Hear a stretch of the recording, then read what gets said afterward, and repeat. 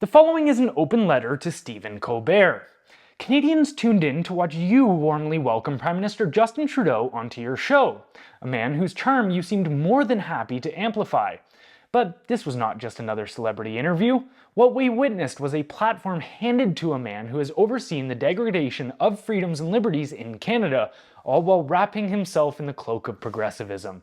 Your performance as a reporter wasn't just disappointing, it was running cover for a tyrant. Folks, my first guest tonight is a former teacher, an amateur boxer, who has served as Canada's Prime Minister since 2015. Please welcome to The Late Show, Prime Minister Justin Trudeau.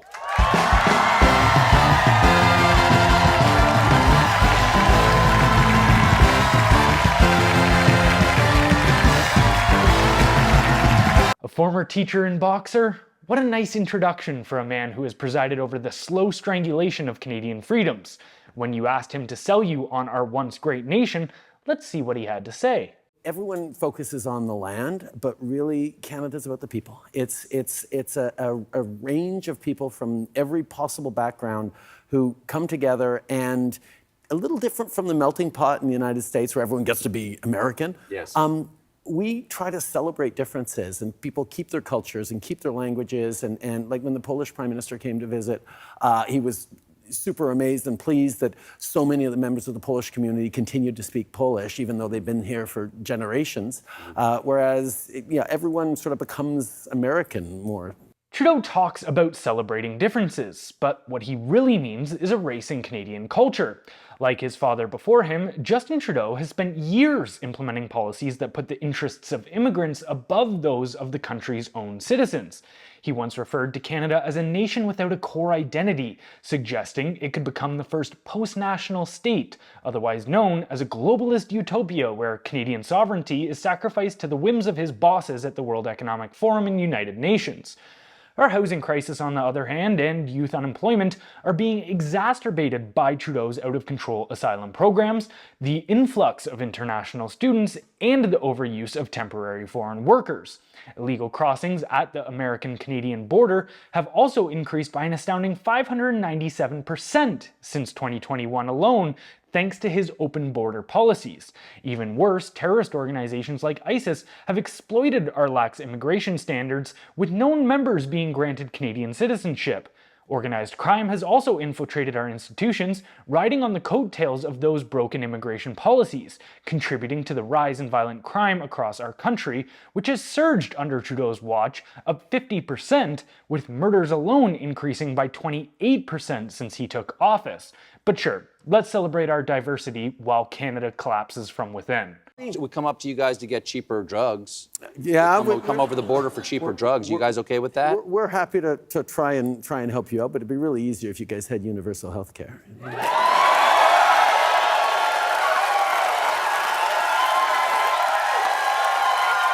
Trudeau loves to flaunt Canada's universal healthcare as a point of national pride, but what he conveniently left out is that we rank near the bottom in access to primary care among advanced nations.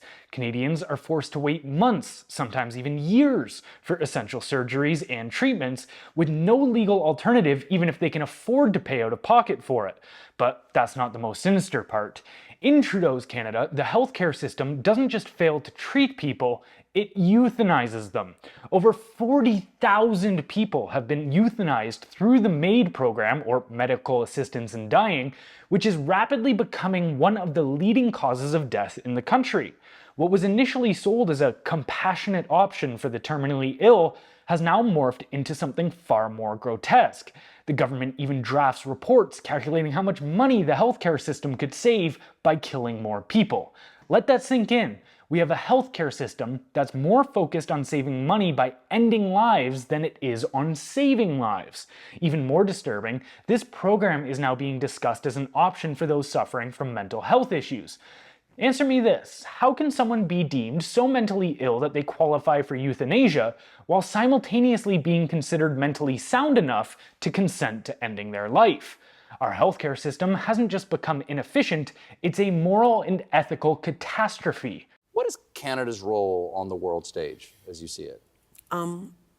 We're a really connected country. We have people from every corner of the world, but we also engage actively in the world in a way that not everyone does. We're the only of the large industrialized nations to have a free trade deal with every other large industrialized nation in the G7.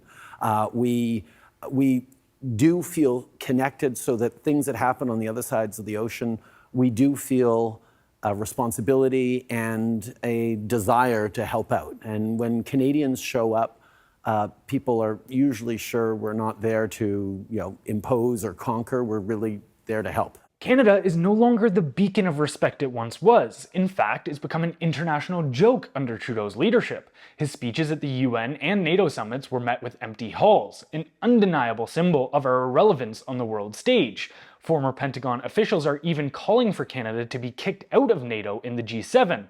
While Trudeau is preoccupied with ensuring tampons are available in men's bathrooms on military bases, our armed forces are crumbling into an outdated and ineffective shell of what they once were. Our military now focuses more on accommodating gender identity than maintaining operational readiness. Meanwhile, our international standing erodes further every day.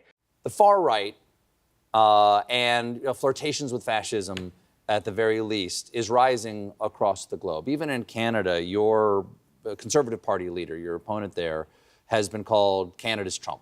And I'm sorry about that.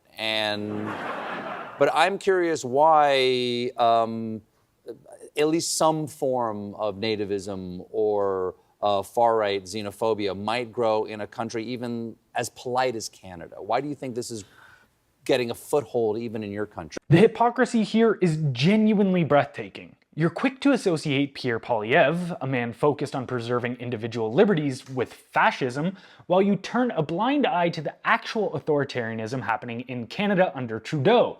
This is a prime minister who invoked the Emergencies Act, a wartime measure to crush peaceful protests, a move so extreme that it has been deemed unconstitutional by federal courts.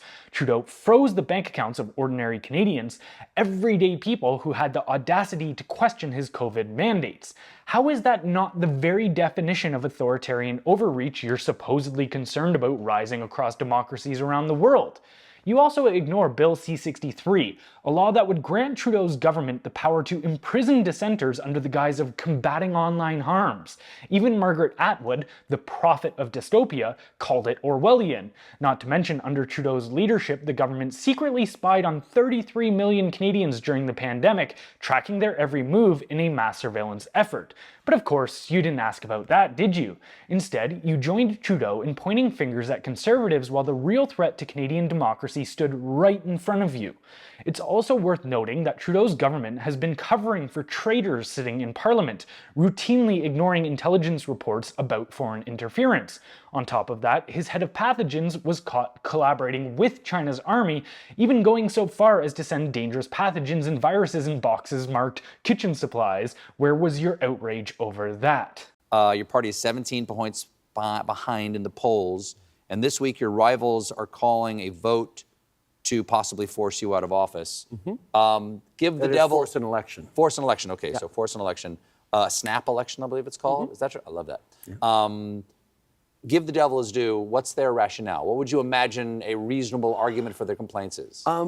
Well, that it's a really tough time in Canada right now. People are hurting. People are having trouble paying for groceries, paying for rent, filling up the tank. There's a lot of anxiety comparable to what's happening in the United States, like a similar situation. Some of the things are a little trickier in Canada, where we lost a little ground over the past decades on building housing, so the housing crisis is a little sharper. Our economic outlook is slightly more positive than the United States right now on a macro level, but people don't feel it when they're buying for groceries. So there's a lot of frustration, and that's one of the reasons why, even though our economy is by sort of macro metrics doing very well, we're saying, okay, even if it's doing well macro, let's invest more in people. Let's move forward on $10 a day childcare right across the country. Let's move forward on dental care. Let's move forward on pharma care. So diabetes medication and prescription contraceptives will be free. These are the kinds of things that we're investing in so people can actually get a relief and have more money to pay for groceries or what have you. Ah yes, Trudeau, so eager to call a snap election in 2021 when he thought he could secure a majority, but now, as the most hated man in Canada, he claims an election isn't what Canadians want. The irony is rich. This is a man who preaches unity, yet he's being propped up by the Bloc Québécois, a separatist party openly working to serve Quebec's interests while disregarding the rest of the country. Trudeau, the now so-called champion of national unity, is reliant on separatists to stay in power. The hypocrisy is astounding, and yet you failed to call him on any of it. Stephen, you had an opportunity to hold Justin Trudeau accountable, but instead you let him prance around your stage as if he was some benevolent leader. The reality is that under Trudeau, Canadians have become slaves to the state, with the average family spending more of its income on taxes than on food, shelter, and clothing combined. This is the Canada Trudeau has built, one where the state grows larger, freedoms grow smaller, and the people suffer in silence. You didn't just miss an opportunity though, Stephen. You became an accomplice to Trudeau's authoritarian charade. History remembers figures like Walter Duranty, who ran cover for Stalin's atrocities, whitewashing the crimes of a dictator in exchange for his favor and access. While no one is suggesting that Trudeau's human rights abuses are on the same scale as the Soviet Union's, you better hope he's dethroned soon. Otherwise, your poor attempt at an interview with a tyrannical leader could one day place you in the same sentences as people like Duranty. You had a chance to ask real questions and hold Trudeau accountable, but instead you offered him a stage to continue his deception. Sincerely, a concerned everyday citizen of Canada.